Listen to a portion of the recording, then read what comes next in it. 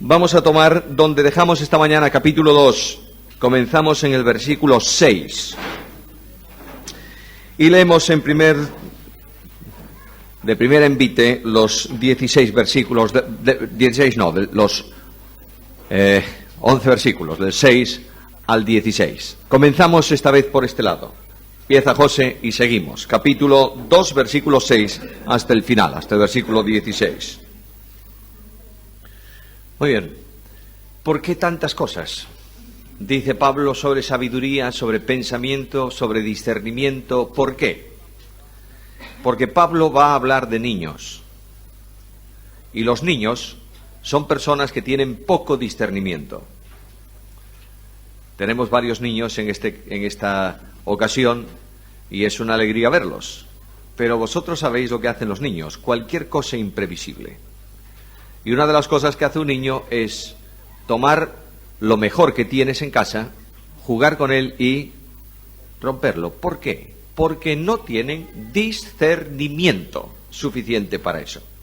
Hace unas cuantas semanas, entre mis nietos hay uno que vive en Vigo, es chiquito, tiene 2 años, va a hacer 3 años, y ese es fantástico, pero a veces hace cosas de niño. Y yo estaba en el despacho trabajando y él venía por el pasillo diciéndome: abuelo, mira lo que llevo. Decir mira lo que llevo significa que tienes que levantarte urgente a ver lo que trae. Y el hombre venía por el pasillo con un jarrón que mi mujer tiene como oro en paño en el comedor y lo traía así. Bueno, menos mal que llegué a tiempo. ¿Por qué lo hace? Porque es un niño. Pablo va a decir: los niños espirituales juegan con las cosas de Dios y las rompen. Para llegar a esta conclusión, Pablo presenta todo este argumento tan grande. Nosotros hablamos sabiduría. ¿Quiénes son los que hablan sabiduría? ¿A quién se referirá este proverbio? Sin embargo, hablamos sabiduría. ¿Quiénes serán estos que hablan sabiduría? Primariamente, los apóstoles. De forma muy especial, Pablo y tal vez su equipo hablan cosas de sabiduría espiritual porque son personas maduras espiritualmente. Pero en general, todos los creyentes debiéramos hablar sabiduría. No hablar cosas sabias, hablar sabiduría, porque la sabiduría es el modo natural de expresión de Dios. ¿Qué dice el libro de Proverbios sobre lo que es la sabiduría? El principio de la sabiduría es el temor de Jehová. Dios es infinitamente sabio y todo cuanto Él habla no son palabras sabias, es sabiduría. La sabiduría brota del corazón de Dios, se expresa en sus palabras y, por supuesto, está contenida y expresada en la Escritura. De ahí que cuando el salmista dice que la palabra de Dios es capaz de dar sabiduría al humilde. Ahora, si unís todo esto en la vida de Cristo, entenderéis que cuando era niño y se nos dice que Él crecía en estatura y en sabiduría, significa que ese niño estaba siendo alimentado intelectualmente como hombre. ¿En qué? En la palabra de Dios. De ahí que Cristo más adelante dice que como hombre es manso y humilde de corazón. Cristo respetó la Biblia, Cristo estudió la Biblia. Esto no es cristología lo que tenemos hoy, pero no podemos olvidar que como hombre Jesús es exactamente igual en toda la dinámica humana a nosotros, porque somos hombres y Él es como nosotros, salvo en 2 cosas. En cuanto a pecado, Él es impecable, y en cuanto a unidad vinculante con la deidad. Ninguna naturaleza humana, ningún hombre ha estado en unión con la deidad como Jesús de Nazaret. Jesús de Nazaret, además de ser hombre perfecto, es la naturaleza humana ¿de quién? Del Hijo de Dios. Por tanto, la subsistencia, la razón de vida de esa naturaleza humana corresponde a la vinculación directa y personal en la persona divina del Hijo de Dios. De ahí también la impecabilidad de Cristo. Pero como hombre, Jesús tuvo que crecer en estatura y en sabiduría. Ahora, recordad, por favor, y esto es bueno que lo entendamos, solo un paréntesis más aquí, que Jesús, desde el plano de la humanidad, no conocía absolutamente todo lo que Dios conoce. Y no digo ninguna herejía. ¿El verbo de Dios conoce absolutamente todo lo que Dios conoce, sí o no? Vamos por pasos, ¿sí o no? No os veo muy convencidos. El verbo de Dios, el logos de Dios, ¿conoce todo lo que Dios conoce, sí o no? Sí. Absoluta, total, exhaustiva, plenaria, infinitamente. Bien. La naturaleza humana del hombre tiene una capacidad mental e intelectual limitada en relación con Dios, ¿no es esto? Luego, la persona divina del Hijo de Dios comunicaba a esa naturaleza humana todo lo que como hombre convenía que el Mesías conociera. Por eso Cristo dice un día una frase muy curiosa: de la hora y del día nadie sabe, ni el Hijo, ni los ángeles, sino ¿quién? El Padre. ¿Pero acaso Jesús como Dios, en la comunión con el Padre y en la unidad trinitaria, no conocía el día y la hora? Sí, como Dios. Pero ese conocimiento absoluto de Dios se le comunica a la naturaleza humana en la conveniencia a la misión humana del Redentor y del Mesías. ¿Entendéis esto? De manera que esto es muy interesante. Yo no sé cuándo vamos, algún año vamos a dar un poco de cristología, porque creo que es una materia sumamente interesante. Pero ahí tenemos la sabiduría absoluta de Dios. Los creyentes deben hablar, que son maduros, deben hablar ¿qué cosa? Sabiduría. Ahora mirad, por favor. Hablar sabiduría significa que toda la vida cristiana, en cualquier dimensión, en la iglesia, en la familia, en el mundo, está controlada por la sabiduría de Dios expresada en su palabra. De ahí que en Deuteronomio capítulo 6 se diga que la palabra de Dios debe estar sobre vuestro corazón y la enseñaréis a vuestros hijos y hablaréis de ella estando en casa y en el camino, etcétera, etcétera, etcétera, etcétera. Eso no es una redundancia. Lo que está diciéndonos el Señor es que toda la dinámica de vida del creyente, no importa en qué dispensación, debe estar controlada ¿por quién? Por la palabra. Eso es sabiduría y eso es hablar sabiduría, una dinámica de sabiduría. Y esta sabiduría que no es de este siglo, ni de los príncipes de este siglo que perecen. Algunos eruditos, especialmente los llamados padres de la Iglesia, no los padres apostólicos, los padres de la Iglesia, entendían que estos príncipes de este siglo se estaban refiriendo a Satanás y a sus demonios. Pero es un poco difícil unirlo a lo que sigue. Los príncipes de este mundo que perecen, aunque indudablemente los ángeles tienen un destino de condenación eterno, están estos controladores del cosmos actual, son espíritus que perduran desde su creación. Los que perecen son los gobernantes reales del mundo.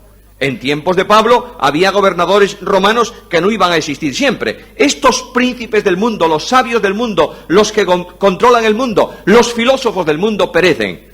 Los creyentes hablan una sabiduría que no perece. Los hombres y sus filosofías cambian. La sabiduría de Dios y la palabra de Dios es eterna y permanente como Dios mismo. Pero, hablamos qué cosa, por favor, versículo 7. Sabiduría de Dios en misterio. ¿Qué significa esto de misterio? ¿Qué es un misterio? ¿Una cosa que no se sabe? Bueno, eso es nuestro concepto de misterio. Pero ¿qué es el misterio en relación con la Escritura?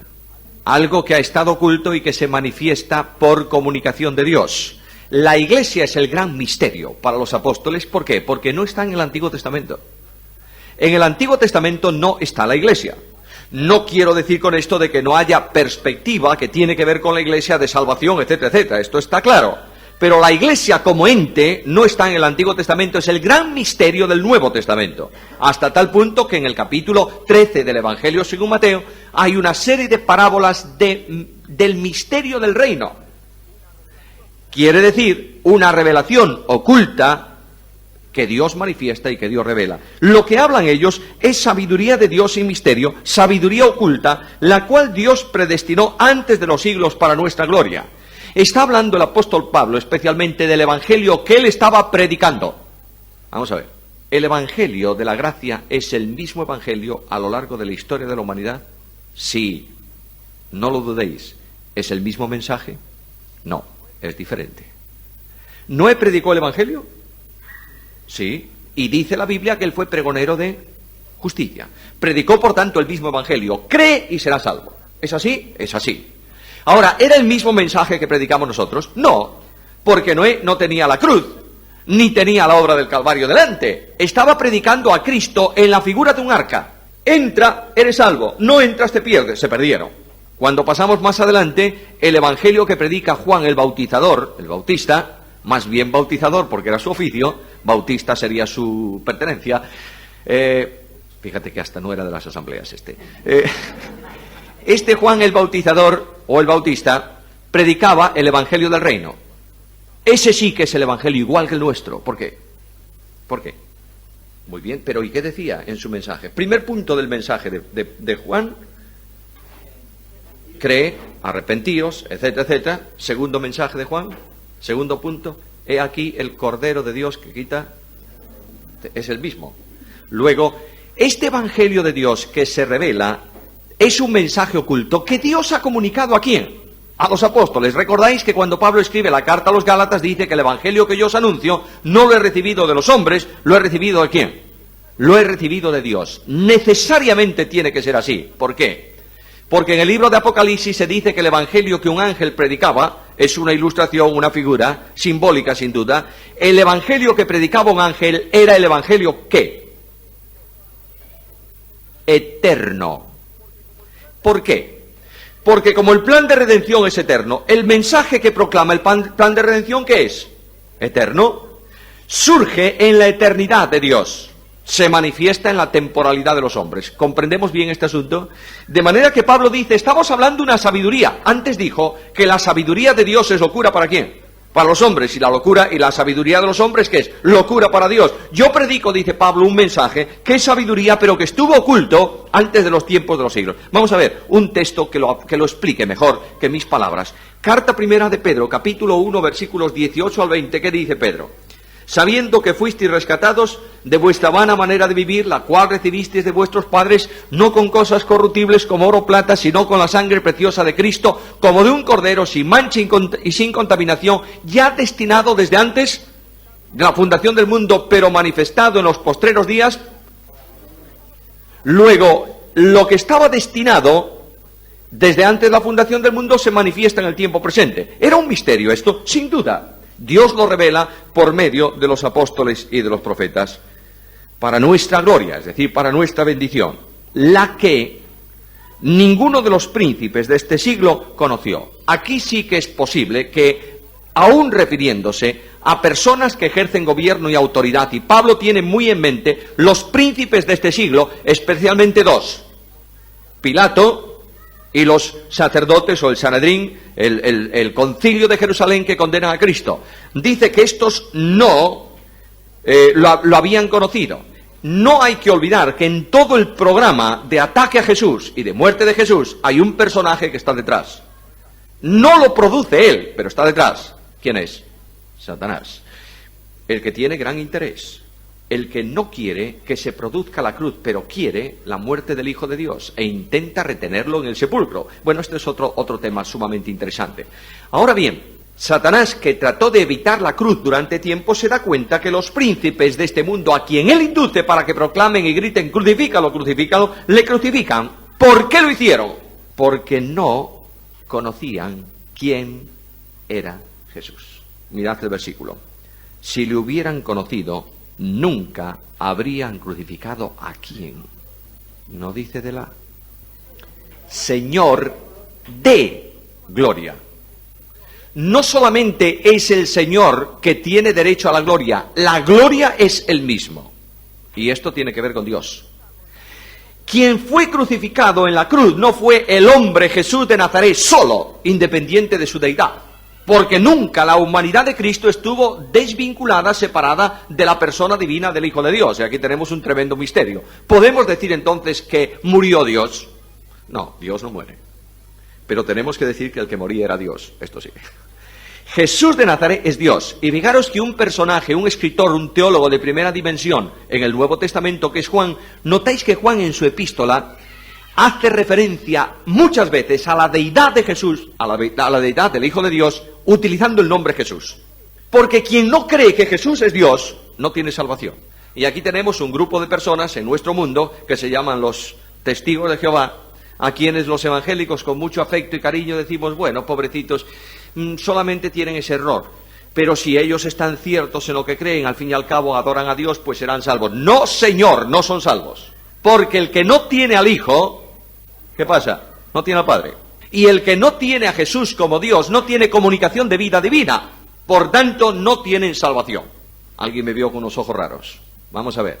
Jesús dijo que el que cree en mí tiene que vida eterna. ¿Qué es la vida eterna? A ver, pido un voluntario, una voluntaria que me diga rapidito, ¿qué es la vida eterna? Que no tiene principio ni fin. Luego, el único que tiene vida eterna, ¿quién es? Es Dios. La vida de Dios en su naturaleza, no en su esencia, se comunica al salvo por medio del único mediador entre Dios y los hombres, que a quien el Padre le ha dado tener vida en sí mismo. ¿Sí? Si no es Dios, no tiene vida divina, ¿eh? Por tanto, no tenemos vida eterna, ¿está claro? Cristo es Dios.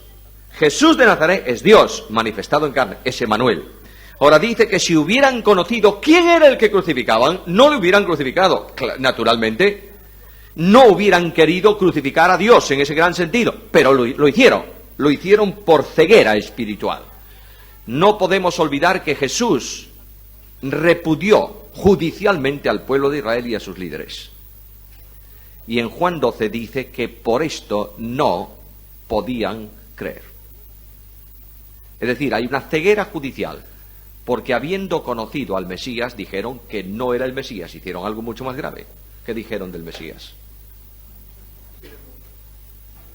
Diablo, le llamaron Belcebú, pactante con los demonios. Por tanto, dice, esto es un pecado que no tiene perdón.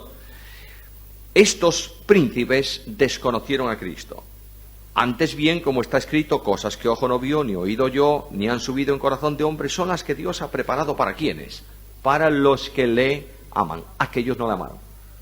Y no le amaban porque una de las manifestaciones de amor tiene que ver con obediencia y reconocimiento. Lo rechazaron, crucifícale, no le amaron, ¿verdad que no? Muy bien, pero aquellos que aman a Dios, los que amamos a Dios, es que primeramente Dios nos amó a nosotros, ¿eh? Esto pertenece a la doctrina de la gracia y tenemos que tener claro ese asunto. El amor con que nosotros amamos a Dios no es nuestro amor, es el amor suyo derramado en nuestros corazones por el Espíritu Santo. ¿Entendéis este asunto también claramente? ¿Queréis que hagamos un paréntesis aquí? Os veo un poco cansados. Venisteis de viaje, fue un día agotador hoy. Vamos a hacer un paréntesis para aclarar una pregunta que tenía aquí anotada y que se me pasa. Alguien me preguntó antes, y por eso nos distendemos un poco, que explicase brevísimamente qué es hiperdispensacionalismo y qué es hipercalvinismo. Bueno, vamos allá. Todo lo que... Mirad, yo voy a haceros una recomendación. Cuando veáis una palabra terminada en ismo, malo. Paternal, bueno. Paternalismo, malo. Dispensacional, bueno. Dispensacionalismo, ojo.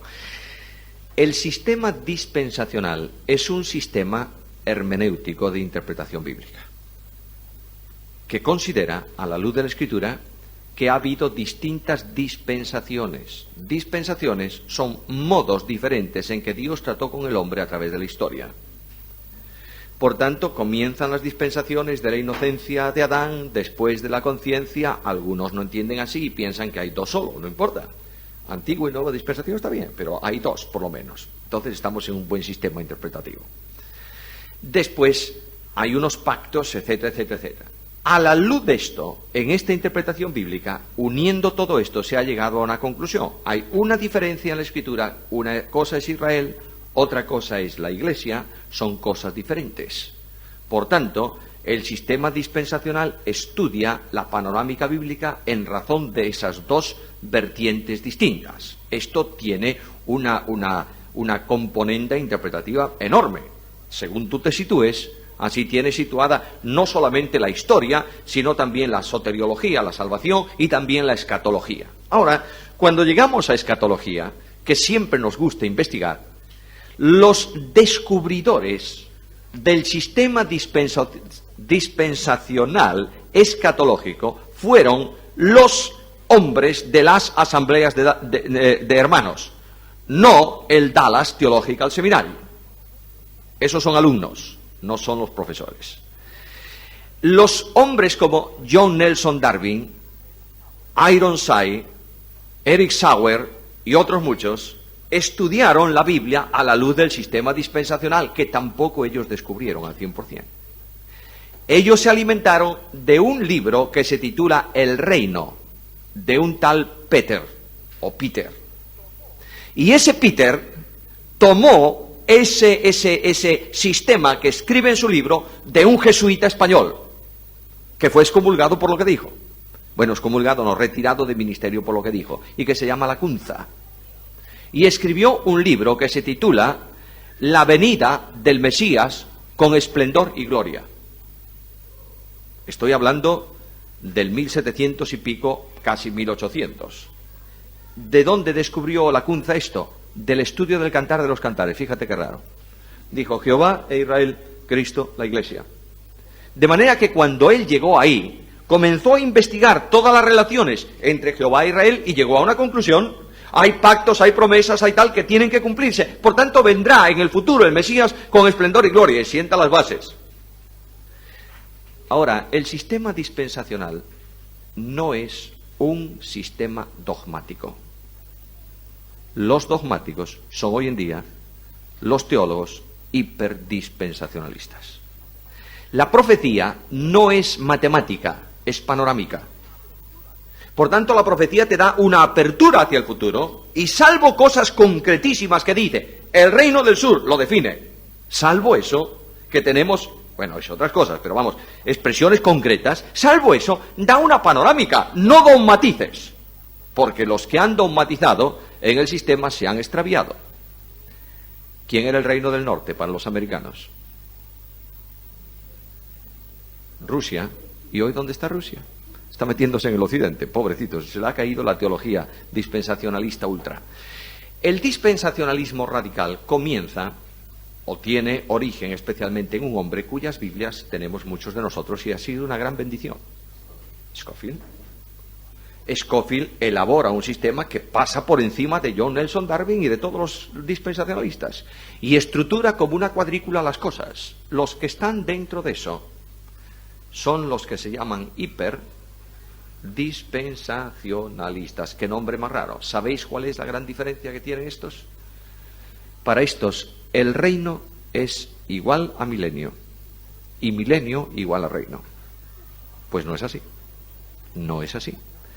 El milenio será una de las manifestaciones del reino, pero no la única manifestación del reino. Segundo problema que tienen. Reino de los cielos y reino de Dios y reino de los cielos distintos. No, señor, son iguales. Mateo utiliza reino de los cielos y Lucas utiliza, o al revés, utiliza reino de Dios, porque uno escribe a judíos que están esperando el reino de los cielos y otro escribe en general para personas que no tienen esa misma reflexión, pero los paralelos son exactamente igual. El hiperdispensacionalismo afirma que el día de Cristo, el día de Jehová, el día de Dios son cosas diferentes, cuando realmente la panorámica bíblica del Antiguo Testamento y del Nuevo nos da una unidad muy clara en todo ese sistema. Llegaron los hiperdispensacionalistas a decir que había una iglesia judía y que hoy hay una iglesia gentil. Y la iglesia judía era la que había desde la ascensión de Cristo hasta el descenso del Espíritu Santo, Hechos 2, y de ahí en adelante es la iglesia de los gentiles. Tampoco es así. La iglesia de Cristo es una iglesia sola. Bueno, ya hemos cargado las tintas en los hiperdispensacionalistas. Los prefiero a los teólogos del pacto. Perdonadme, pero aún incluso. ¿Sabéis lo que es la teología del pacto? ¿Cuántos pactos hay para ellos? 2. Pacto de obras en Adán y pacto de gracia en Cristo. Luego, en el medio hay que meter todo en un saco, así que la iglesia, promesa y tal son la misma cosa. Bien, ahora, esto tenéis claro lo que es el hiperdispensacionalismo. ¿Qué es el calvinismo y el hipercalvinismo? Calvinismo es un sistema bíblico ortodoxo y puro que tiene que ver con la salvación y con la gracia. Qué herejía acabo de decir, ¿verdad? Porque en España llamar calvinista a una persona es poco más o menos que llamarle hereje, contumaz y condenado al martirio. Pues no es así. Hay un problema en eso que se llama hiperdispensacionalismo. ¿En qué se diferencia calvinismo? ¿En qué se diferencia el calvinismo del hipercalvinismo? Solamente en una cosa. La diferencia del sistema es la respuesta a una sola pregunta: ¿por quiénes murió Cristo? Los calvinistas moderados te dirán: murió por todos. Creen en una redención ilimitada. El hipercalvinista te dirá que Cristo solamente murió por algunos y creen en una redención limitada. Los que creen en la redención limitada se aferran a un texto, o a varios, en donde dice, por ejemplo, que el Señor dio su vida por algunos. Y en el partimiento del pan, recordáis que una de las expresiones que utiliza el Evangelio: este es mi cuerpo o mi sangre, que por muchos se derrama, por muchos, lo dice. Entonces ellos dicen, estos muchos son los escogidos, luego los otros que no son escogidos se pierden para siempre, porque hay un decreto de salvación y un decreto de condenación. Luego, en la eternidad, Dios ya escogió a los que iban a ir al infierno y Dios ya escogió a los que iban a ir al cielo. Tienen otro problema aquí: confunden elección y predestinación. Pero no han sabido entender por qué motivo llegamos a estas cosas. ¿Sabéis por qué? Mirad, los reformadores tenían un problema serio. ¿Cuál era el problema número uno de los reformadores? Abordar un tema teológico de importancia. La salvación es por gracia mediante la fe, ¿es así? Luego ellos lo que hicieron fue dedicarse a ese tema, pero no investigaron más. Mirad, el secreto que permite entender esos textos, murió por muchos, murió por algunos, es el doble aspecto de la obra de redención, de la obra de sustitución, de la obra de expiación en la cruz del Calvario. En la cruz del Calvario se produce un doble aspecto de la expiación. ¿Cuál? Cuando leemos Isaías 53 encontramos el pecado en singular y los pecados en plural. De manera que hay un texto de Isaías 53 que dice que Jehová cargó en él, ¿qué cosa? El singular pecado de todos. Ahí tenemos una sustitución potencial. ¿Qué significa eso?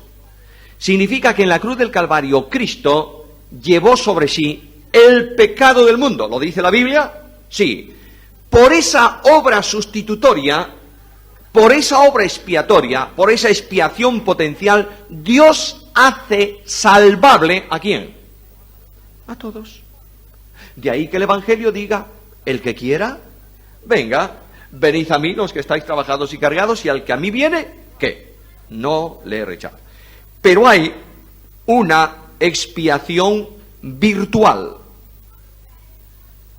Los méritos de Cristo se aplican solo a quienes, a los que creen. De ahí que Isaías diga: mas él fue herido por nuestras, plural, rebeliones, molido por nuestros, plural, pecados. No solamente le es transferido a la cuenta de Cristo para pago de la deuda el singular pecado de herencia, el pecado del mundo, sino que le es transmitido para pago sustitutorio todos nuestros pecados. Porque cuando creemos en Cristo, Dios nos perdona ¿cuántos pecados? Dice Pablo. Todos los pecados. Luego hay ahí una sustitución potencial que exige una redención ilimitada, y hay una sustitución virtual que hace que esa redención ilimitada solo sea eficaz ¿para quiénes? Para los muchos, esto es para los que creen. ¿Entendemos este asunto? De manera que cuando tú preguntes, cuando te digan, ¿es calvinista? No, es un hipercalvinista. Yo lo he oído muchas veces. Una vez salía de una reunión y me dicen, ¿conoces a fulano? Sí. Oh, es un hipercalvinista. Le dije, ¿y por qué es un hipercalvinista? Bueno, porque cree en la elección. Bueno, yo también creo. Lo único que define al hipercalvinista es que te diga, Cristo murió solo por algunos. Ese es un hiper. En inglés, por si alguna vez leéis una revista inglesa o estáis con teólogos ingleses o americanos, os van a preguntar, ¿tú eres tulip? Si tú le dices, sí, calvinista de 5 puntos. Si dices no, entonces eres calvinista moderado. Pero el calvinismo moderado es el único sistema bíblico consecuente. ¿Por qué digo eso? ¿Creemos todos en la depravación universal del hombre? ¿Sí o no? Sí, señor. ¿Creemos en la elección eterna o personal? Me da lo mismo cuál sea tu posición, pero ¿creemos en la elección en Cristo? Sí, señor.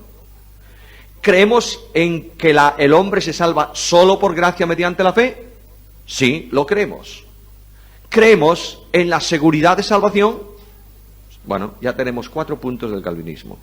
Lo que no creo, porque no me lo permite creer la Biblia, es que Dios haya escogido a algunos para condenación. ¿Está claro? Muy bien. Algunos dicen, no, es que lo mejor es el arminianismo. Bueno, pues Dios lo bendiga. Pero los arminianos andan muy inquietos. ¿Sabéis de qué? No pierden la salvación, porque eso no se pierde, pero ellos creen que la pierden. Y entonces andan muy inquietos, tratando de salvarse siempre. Bien, volvemos a Pablo, ¿os parece? Bueno, aclarada la pregunta. Vamos a poner el buzón de preguntas, para que todos aquellos que tengan preguntas las ponen en el buzón y tenemos una noche de preguntas de vez en cuando a medida que se vaya llenando el buzón. Ahora, Dios nos reveló a nosotros, volvemos al tema. Hablamos sabiduría porque Dios nos revela esa sabiduría a nosotros por el Espíritu. Una problemática interpretativa del versículo. Primero, Dios, cuando encontréis en los escritos bíblicos y especialmente en los escritos de Pablo, Dios sin mayor referencia, ¿a quién se refiere? Al Padre. Salvo excepciones. Dios nos reveló a nosotros por el Espíritu. El Padre, en cuya mente están todas las cosas, comunicó el misterio de sabiduría que ahora hablamos, ¿por medio de quién? Por medio del Espíritu. Ahora es sorprendente ver cómo algunas personas rizan el rizo en algunas cosas.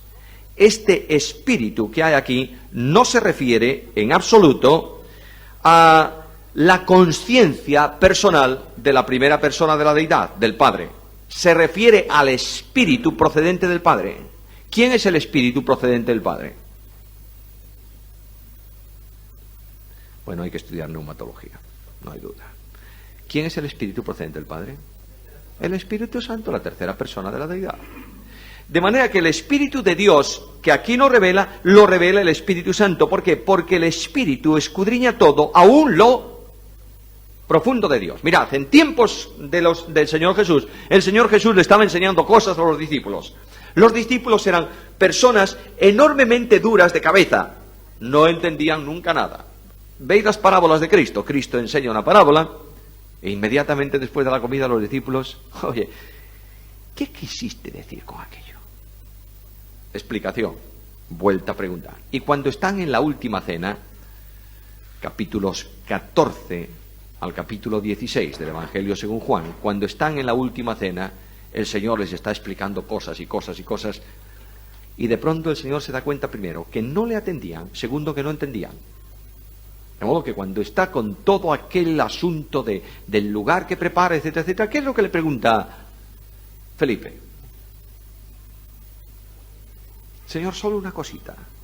Muéstranos al Padre. Bueno, no entendió. No entendió, no estuvo atento. Él andaba por su mundo y yo estaba enseñándole cosas.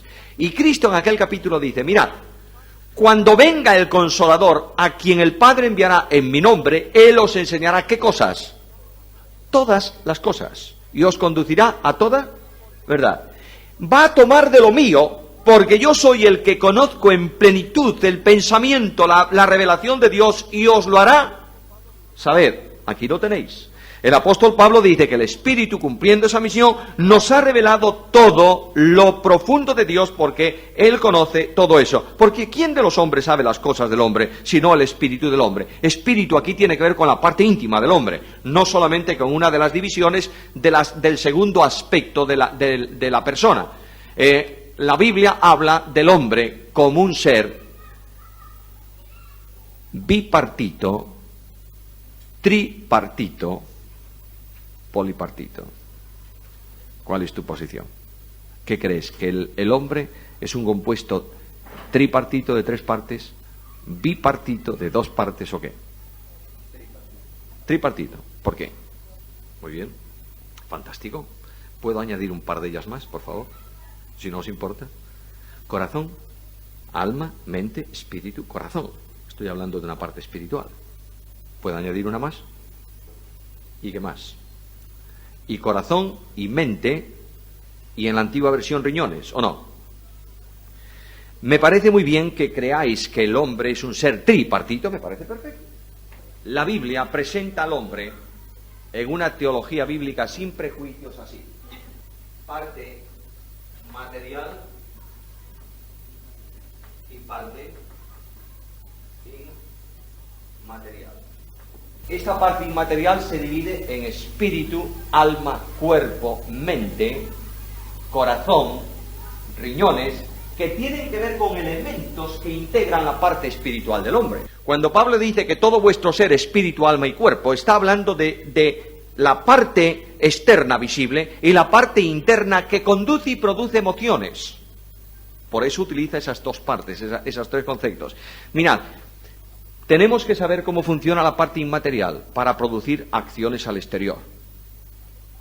El alma genera un deseo, la mente genera el pensamiento, el alma acoge el deseo, el espíritu valora el deseo, la conciencia juzga el deseo, y entonces el hombre actúa conforme a lo que hay en su interior. Muy bien, si tú sigues insistiendo en que el hombre es un ser que tiene tres partes, me parece fantástico, porque es verdad. Pero lo que quiero que sepamos todos es que la verdad bíblica real es que el hombre es un ser que tiene una parte inmaterial, que es su cuerpo, que se puede tocar, y una parte inmaterial. Cuando el hombre muere, lo que pasa es que la parte inmaterial se separa de la parte material. Ahora, ¿hay espíritu? Naturalmente que sí. ¿Hay alma? Naturalmente que sí. Es la que produce emociones. Por tanto, Jesús dice, mi alma está muy triste, y dice que conmovido en el espíritu, lloró. Aquí tenemos el funcionamiento. Ahora, aquí el espíritu, la parte íntima, conoce nuestros deseos y nuestros sentimientos. Y entonces dice el versículo 13 que nosotros hablamos no con palabras enseñadas por sabiduría humana, sino con las que enseña el espíritu, acomodando ¿qué cosa? Lo espiritual ¿a qué? Claro, el espíritu enseña cosas espirituales y nosotros que somos renacidos y somos espirituales, acomodamos la enseñanza espiritual a la comprensión intelectual espiritual nuestra. Por eso el mundo no puede entender esas cosas, porque dice el versículo 14 que el hombre natural, es decir, el que no ha sido regenerado, no percibe, no capta las cosas del espíritu, porque son del Espíritu de Dios y para él ¿qué son? Locura. Porque las cosas espirituales solo se pueden discernir espiritualmente. Mirad, esto se entiende muy bien, porque anteriormente preguntó Pablo, ¿quién conoce las cosas de Dios? El Espíritu de Dios. El Espíritu es lo que hace espiritual la acción del hombre, y la carne es lo que hace carnal la acción del hombre. Por tanto, una persona espiritual es la persona que está regenerada y bajo el control del Espíritu, y conoce, comprende, no solamente intelectualmente, entiende en el alcance las cosas de Dios. Porque ¿quién conoció la mente del Señor? Versículo 16. ¿Quién le instruyó? Respuesta a la primera pregunta, ¿quién conoció la mente del Señor? Solo Él. Solo Él. ¿No es esto? ¿Quién le instruyó a Él? Nadie. Solo Él. Pero ¿quién es el revelador de la mente del Padre? Jesucristo. Jesucristo es el Logos, el que enseña, el que manifiesta ampliamente lo que es Dios. Dios, habiendo hablado muchas veces en otro tiempo a los padres por los profetas, en estos postreros días nos habló por el Hijo. No hay nueva revelación de Dios, porque Dios guarda silencio al haber introducido en el mundo de los hombres al Hijo. No puede decir más. No me entendéis, ¿verdad? Si no me entiende alguien, por favor, dígamelo. No quiero que os vayáis a la cama dándole vueltas al coco, pensando lo que quiero decir, porque yo os lo explico. Dios introdujo en el mundo de los hombres la revelación absoluta suya. ¿En quién? En el Hijo. Desde entonces el cielo guarda ¿qué? Silencio. No puede decir más. Es que no puede decir más. Porque ha introducido en el mundo al que expresa absolutamente a Dios. ¿No es esto? El que me ha visto a mí, ¿qué? Ha visto al Padre. ¿Qué nos dice aquí? Nosotros los creyentes tenemos ¿qué cosa? la mente de Cristo, para entender todo lo que procede de Dios. Claro, para entender lo que procede de Dios, tenemos que estar despiertos o no. ¿Tú cuando estás dormido entiendes algo? No, ya te pueden hablar lo que quieras, que no lo entiendes. El creyente tiene que estar percibiendo las cosas del Espíritu primeramente en comunión con el Espíritu, ¿sí? Estando en comunión con el Espíritu, la mente de Cristo en nosotros actúa, transmite la comprensión de la palabra en primer lugar, y también el Espíritu Santo está transmitiendo a nosotros una bendición continua. Nos está diciendo al Espíritu nuestro, tú eres un hijo de Dios, ¿verdad? Romanos. Bueno, ¿cuánta cosa habló Pablo aquí? ¿Para qué? Para llegar a una conclusión en el capítulo 3. De manera que hablamos sabiduría, recibimos sabiduría, tenemos una mente, somos espirituales, pero me encuentro con un problema. Yo, hermanos, tomad nota de esto, hermanos, no pude hablaros como a espirituales, sino como a carnales, como a niños en Cristo. Y ahora descubrimos algo muy curioso de la teología de Pablo, que algunos no quieren admitirlo, pero está aquí en la Biblia. ¿Hay creyente carnal o no? No hay regenerado carnal, porque la carne no es regenerable, pero hay creyentes movidos por la carne. En una palabra, solo tienes dos esferas, carne o espíritu. No hay intermedio, no puedes entrar en una zona neutral. Dice, yo estoy en terreno de nadie. No, lo quien mueve tu vida es el espíritu, eres un espiritual. Ahora, el carnal va madurando, el espiritual va creciendo, va madurando y cada vez comprende más el plan de Dios, comprende más el alcance de la Iglesia, la obra de Dios, pero resulta que estos creyentes de Corinto había que hablarles como a recién nacidos. ¿Cómo a quién? Como a niños. Y Pablo dice, mirad, al principio os di a beber leche y no vianda. Claro, ¿por qué? Porque erais niños. Pero resulta que después de tanto tiempo sois incapaces de digerir nada sólido. Mirad el versículo 2. Porque aún no erais capaces, ni sois capaces todavía. Esa frase, esa palabra, da la panorámica del problema. Ya hace tanto tiempo que habéis nacido de nuevo que debíais ser adultos sólidos, comiendo vianda sólida y entendiendo con la mente de Cristo lo que es la Iglesia. Y no lo habéis entendido. Sois niños y resulta que sois aún, y fijaros esta afirmación, aún sois ¿qué? Carnales. Al principio, el primer versículo, no pude hablaros como a espirituales, sino como a carnales. Alguien os dirá, está utilizando un ejemplo. Está diciendo, vosotros funcionáis como si fuerais carnales. No. Pero aquí al final hace una afirmación contundente. No puedo hablaros como espirituales porque sois carnales. ¿Por qué? Mirad, ¿por qué? A ver, ¿quién me lee por favor el resto del versículo? Versículo 3. De manera que las obras de la carne son pleitos, celos, iras, contiendas, disensiones, divisiones. ¿Estáis funcionando conforme a qué? A la carne. Sois carnales. ¿Por qué, Pablo, dices eso? Porque uno dice, yo soy de Pablo, volvió a enlazar con el capítulo 1, yo soy de Apolos. Si decís eso, ¿acaso no sois carnales?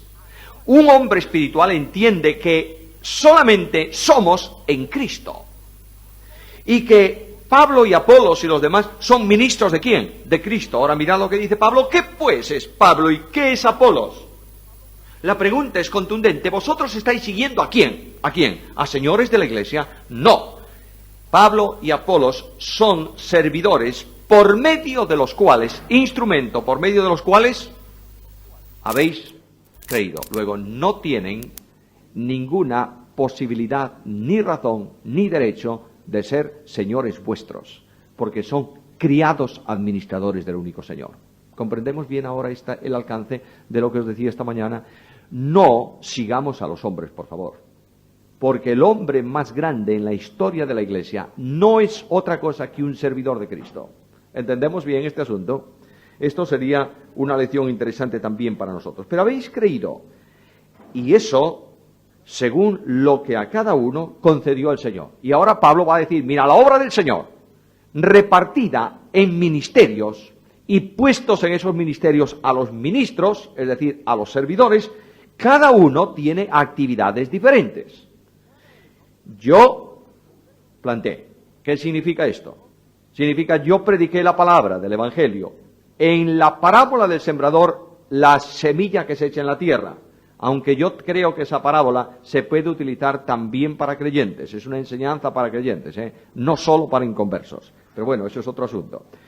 Yo planté, ¿y Apolos qué hizo? Regó, el sembrador echa la semilla, después viene otro con la manguera y riega el campo. ¿Y quién dio el crecimiento de lo que yo planté y de lo que Apolos regó? ¿Quién? Lo dio Dios. Así que, conclusión lógica, ni el que planta es algo, ni el que riega, sino Dios que da el crecimiento. Es decir, si Dios no hubiera actuado en vosotros, corintios, ninguno de vosotros estaría salvo hoy y no habría iglesia. Y esto sí que quiero decirlo con verdadero énfasis, por favor. Si Dios no actúa capacitando al hombre, si el Espíritu Santo no redarguye y no capacita, si el Padre no llama, si el Hijo no salva, no hay salvación. ¿Está claro o no está claro? Me sorprende mucho que se diga a veces por ahí, bueno, cuando tú quieras ir a Cristo puedes. Ojo, ojito, porque no siempre es así. Dios llama y da oportunidad al hombre, ¿sí o no? Eso no me cabe la menor duda. ¿Cuántas veces le da oportunidad de salvación? Yo no lo sé, pero no todas, ¿Le ha dado a Faraón oportunidad 5 veces, o no? A la 6ª vez que hizo Dios, endureció el corazón de Faraón. Cuando Dios endurece, deja en la durez. No hay salvación. Y si alguien dice, bueno, estás poniendo un ejemplo un poco extraño, mirad por favor segunda carta a Tesalonicenses. Segunda carta a Tesalonicenses, en el capítulo 2, habla de alguien que escuchó el mensaje del Evangelio antes del arrebatamiento de la iglesia y no quiso creer. Después del arrebatamiento de la iglesia, ¿habrá salvación o no? Sí, Señor. Será predicado el Evangelio por 144.000 en todo el mundo y habrá millones de convertidos después del arrebatamiento de la iglesia. Pero ¿qué ocurre aquí? Han escuchado el Evangelio y Dios dice que con todo engaño de iniquidad para los que se pierden, por cuanto no recibieron el amor de la verdad para ser salvos, no quisieron recibir el mensaje de amor en verdad para salvación. Por eso Dios les envía, ¿qué cosa?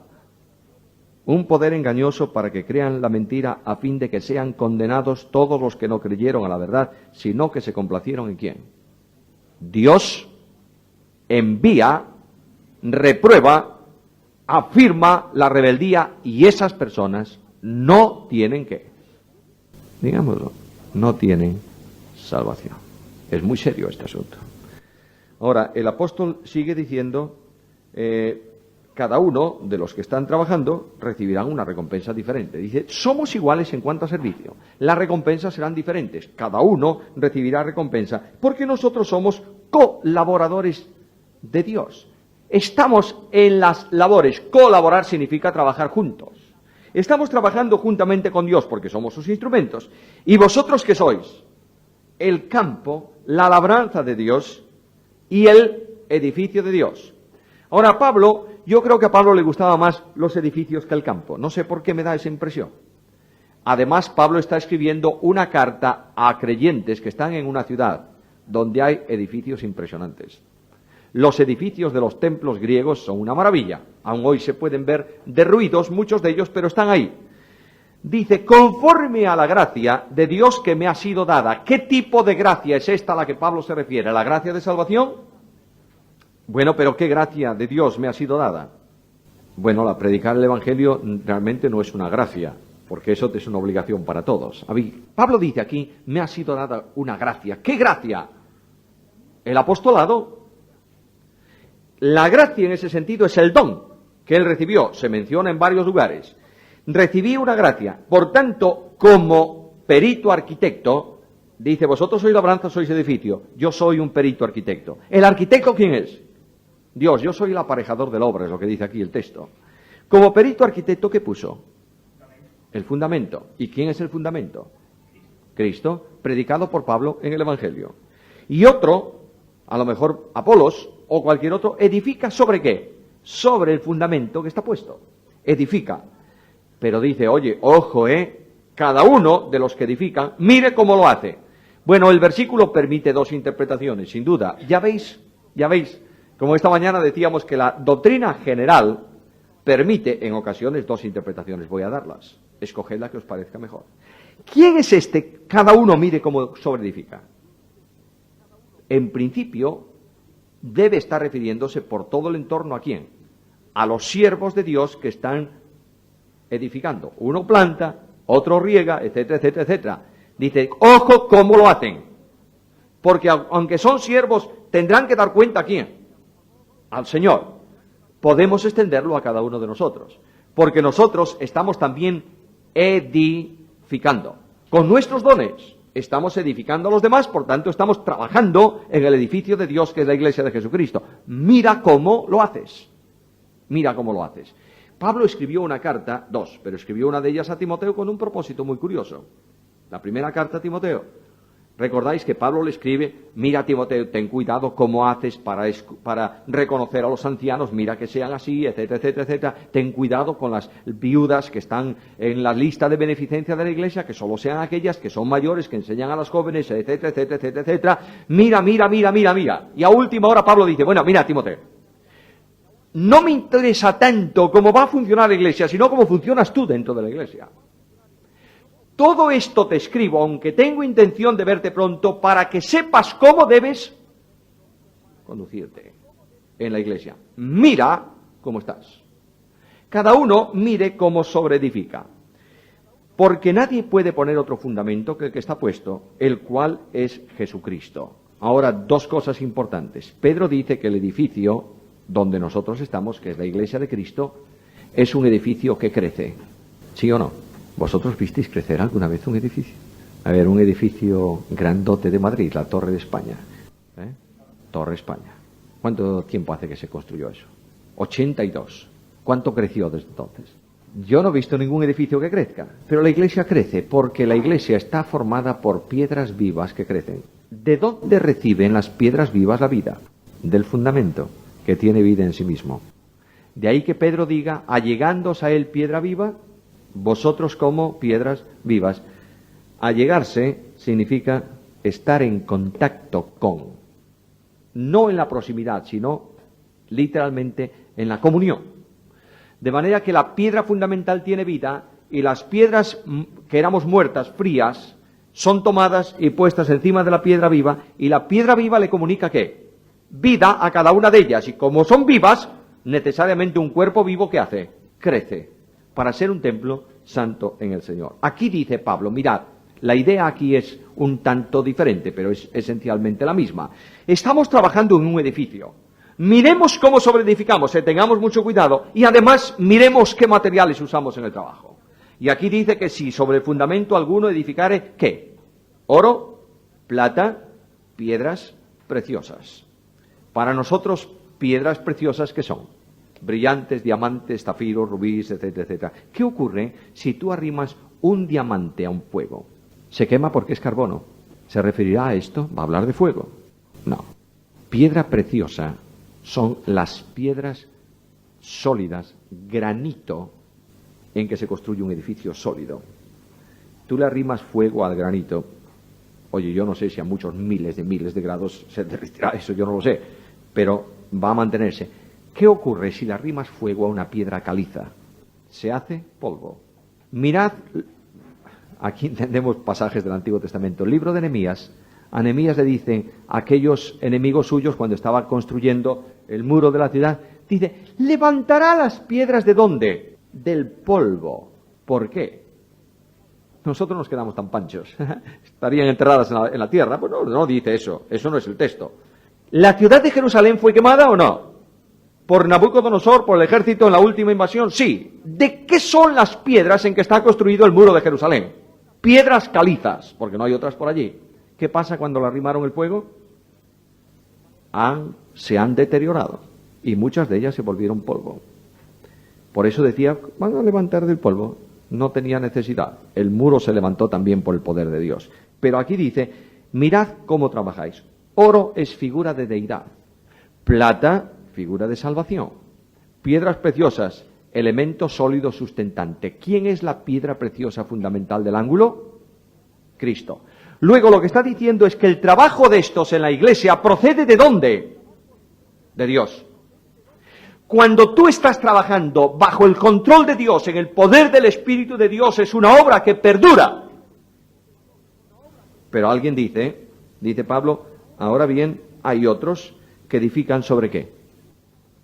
Madera, heno, ¿qué más? Hojarasca.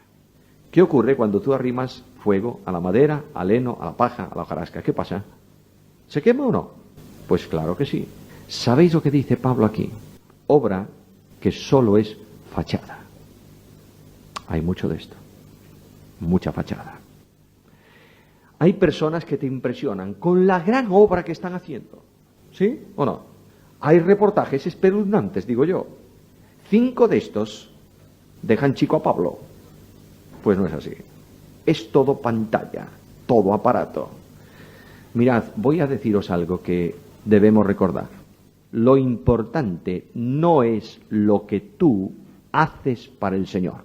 Lo repito, lo importante no es lo que tú haces para el Señor. Primero, porque el Señor no necesita nada de ti. Lo importante es lo que el Señor es capaz de hacer por medio de ti. Eso sí que es importante. Aquí tenemos la cuestión. Los materiales para la edificación proceden de Dios, el poder de Dios. ¿La gloria para quién es? Para Dios. Tú recibirás una recompensa por siervo fiel. Ahora, dice que aquel que permanece, si la obra de alguno que sobreedificó permanece, recibirá ¿qué cosa? Recompensa. Y si la obra de alguno se quemare, él sufrirá pérdida. Si bien, afirmación de seguridad de salvación. Todo cuanto él hizo se pierde. ¿Por qué? Porque está hecho con poder de hombre, no con el poder de Dios. ¿Entendéis esto? ¿Y él se pierde? No, se pierde su obra. Esto tiene que ver con el tribunal de Cristo. En el tribunal de Cristo, los ojos escudriñadores del Hijo de Dios, como llama de fuego, mirarán nuestra obra. Y aquí hago otro pequeño paréntesis. Vamos a ver, ¿cómo te supones que será el tribunal de Cristo? A ver, ¿a quién se lo pregunto? Un voluntario, por favor, que me explique cómo se imagina él que será el tribunal de Cristo. A ver, un juez que se siente en el tribunal. Y después, bueno, vamos a examinar el tribunal de Cristo los creyentes. ¿Qué pasa después? Ya está el Señor sentado en el tribunal. ¿Y qué? A ver, muy bien. Muy bien. Ahí tenemos una panorámica de lo que nosotros entendemos por el tribunal de Cristo, ¿verdad? Habría alguno que estaría diciendo, cuando le toca el turno a Pérez Millo. O sea, 23 de mayo de 1972. ¿Te acuerdas lo que hiciste aquel día? Sí, señor. 18 de junio del 86. ¿Te acuerdas lo que hiciste aquel día? Pues no. Pues fíjate lo que hiciste. Y después de esto, pues venga, anda. Toma, a ver, una corona chica por ahí. Esta. Para adentro. Ahora fulano de tal. Y así todos los millones y millones, todos esperando por fin a ver cuándo entramos al cielo. Mirad, es algo muy claro. Quien observa es el que tiene ojos como llama de fuego, ¿verdad? Mira la obra, la llama de fuego penetra en la obra y ¿qué ocurre? Instantáneamente lo que no es, se pierde. Y lo que es, queda. Y nosotros entramos liberados de todo lo que no es al cielo. Así de fácil es el tribunal de Cristo. Recibimos las recompensas conforme a la obra que haya persistido, perdurado. La pregunta es muy sencilla. ¿Con qué materiales estás trabajando? ¿Con qué estás trabajando? ¿Por qué motivo trabajas y sirves al Señor? ¿Para que te aplaudan? No vas a tener nada. Tendremos manos vacías. Hay un coro, yo lo he oído mucho por ahí fuera, que dice, es una pregunta, ¿tendré manos vacías para ti cuando vengas, oh Cristo, tú por mí? Esto es una pregunta importante. ¿Qué va a haber en nuestras manos? Solo persiste esto. Y de pronto Pablo retorna y pregunta, ¿no sabéis vosotros que sois templo de quién? No hay distintos templos, sois templo de Dios y que el Espíritu de Dios mora en vosotros. Pablo dice, cada uno de los creyentes es templo de Dios, ¿verdad? Y los creyentes en conjunto, ¿qué es? ¿Qué es la iglesia de Cristo? El templo de Dios en espíritu, ¿no es así? Dice, ahora mirad, si alguno destruyere el templo de Dios, ¿qué va a pasar? Dios lo destruirá él, qué tremenda. ¿Es verdad esto? ¿Se cumple o no se cumple? Pablo está tratando de llegar a una conclusión muy importante. Vosotros estáis dividiendo el templo de Dios, ¿verdad? ¿Estáis intentando hacer qué cosa? Destruir el templo, ¿o no? Dios os va a destruir a vosotros. Sí, sí, Señor. Lo veremos en el capítulo 11. Por eso algunos de entre vosotros están debilitados, otros enfermos y algunos duermen. Dios los ha llevado a su presencia. Destruir aquí tiene que ver con el sentido de sacarte de la labor, de separarte de que tu vida sea una ruina espiritual. Tú no te pierdes, pero tu vida sí. Nadie se engaña a sí mismo. Dice, mira, tened mucho cuidado, porque el corazón del hombre es perverso y engañoso más que todas las cosas. Nos puede engañar. Nadie se engañe. Si alguno de vosotros se cree sabio, y allí había un conjunto de sábelo-todo tremendo en la iglesia en Corinto, que no sabían nada, si alguien se cree sabio en este siglo, hágase ignorante para llegar a ser sabio. ¿Qué cosas más raras dices, Pablo? Tú quieres ser sabio, según Dios, olvídate del razonamiento del mundo, porque esa es necedad, para que llegues a ser sabio según Dios, porque la sabiduría de este mundo, ¿qué es? Insensatez para con Dios, porque está escrito, Él prende a los sabios en la astucia de ellos. Y otra vez, el Señor conoce los pensamientos de los sabios que son vanos. Y va a llegar a una conclusión. Pero antes de llegar a esa conclusión, yo quiero hacer otro paréntesis. ¿El corazón nuestro puede engañarnos o no? Aún el corazón de creyentes, ¿eh? ¿Puede? Sí. ¿Cuántos de vosotros habéis leído últimamente el libro de Job? Pobre libro de Job. El libro de Job es muy curioso. Job es un hombre que está en una prueba tremenda, ¿verdad? Vienen los amigos de Job. Le dicen, tú eres un pecador. ¿Por qué no confiesas de una vez? Confiesa. Pero si yo soy honesto, yo no veo el porqué, hombre, no soy perfectísimo, pero... No, Job, tú eres un mentiroso. Y Job está hablando, y defendiéndose, y venga, ¿verdad? Y de pronto hay una parte de la Escritura que dice, del libro de Job, que dice, hasta aquí las palabras de Job. ¿Sabéis lo que ocurrió? Job dejó de hablar. Y entonces, ¿quién empezó a hablar? Dios. Pero Job esperaba que Dios hablase con quién. Yo sé que mi Redentor vive, tal, Él me va a defender. Job pensaba que Dios iba a hablar con quién. Con los amigos de Job. Y les iba a decir, sois unos inicuos, sois unos malpensados, Job es justo. Y resulta que con quien habla Dios es con Job. Y además, no le habla, le pregunta. Ya que tú sabes tanto, Job, ya que tú eres tan perfecto, explícame. Bla. Y Job, y al final, Job le dice, te ruego por favor que me dejes decirte una cosa. De oídas te había oído, pero ahora mis ojos. Job había llegado al lugar a donde Dios quería que llegase por su prueba. Somos, todos nosotros, muy dados a darle a la lengua, porque nos creemos más de lo que somos. ¿Es así? Mirad ahora el final.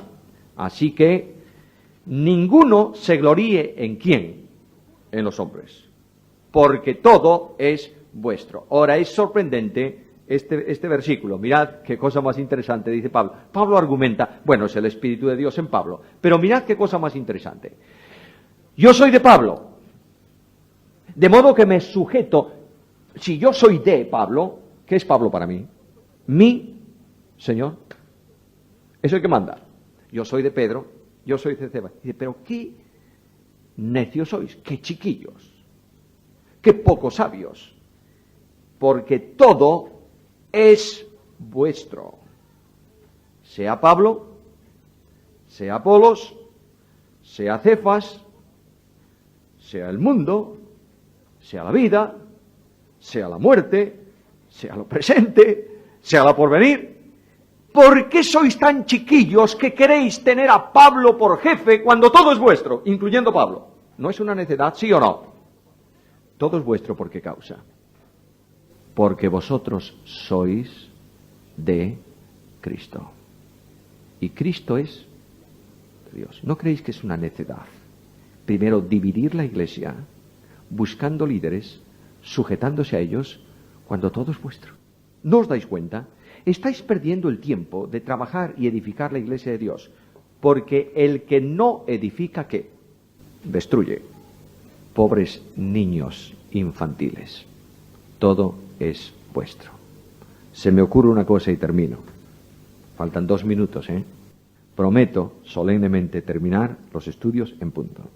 Vamos a ver si lo consigo. Es propósito. Si todo es nuestro, se me ocurre haceros una reflexión. Mirad, hay por ahí una teología un tanto extraña. Yo diría rara, que dice que nosotros los creyentes, y está tomado de la teología tomista, que nosotros los creyentes estamos siendo preparados en este tiempo para un futuro especial, y conforme a la preparación y a la nota que obtengamos tendremos una responsabilidad en el reino futuro o no, y tendremos una parcela. Yo, que odio tremendamente al alcalde de mi ciudad porque me hace vivir en una cuadra, me va a dar el Señor la bendición de gobernar sobre Vigo. Vayas tú como pongo orden yo ahí, ¿no? Y otro, que es un gran astrónomo, le encanta, le va a regalar Marte, alcalde pedáneo de Marte. Y el otro va a gobernar no sé cuánto, y resulta que estamos recibiendo una parcela de la herencia, ¿verdad? ¿Sí o no? ¿Sí o no? Sí. ¿Tú esperas recibir una parcela de la herencia, Efraín? No, yo tampoco. Yo tengo la seguridad de que toda la herencia es mía, no pedazos de la herencia. De manera que el futuro no nos va a dar trozos, porque el único heredero de Dios, ¿quién es? Cristo. Y como yo estoy en Cristo, soy, como dice Pablo, heredero de Dios y co-heredero con Cristo. Todo es vuestro. ¿Os dais cuenta la necedad que es dividir una iglesia? Dios nos libre, ¿eh? Dios nos libre. Lo absurdo que es caminar detrás de los hombres.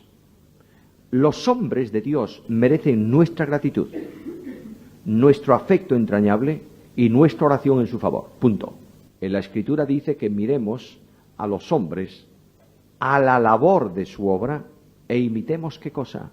Su fe. Su fe.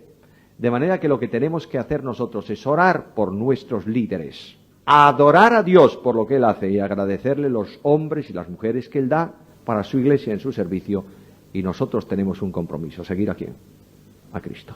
Que Él nos ayude en este sentido y nos dé su bendición.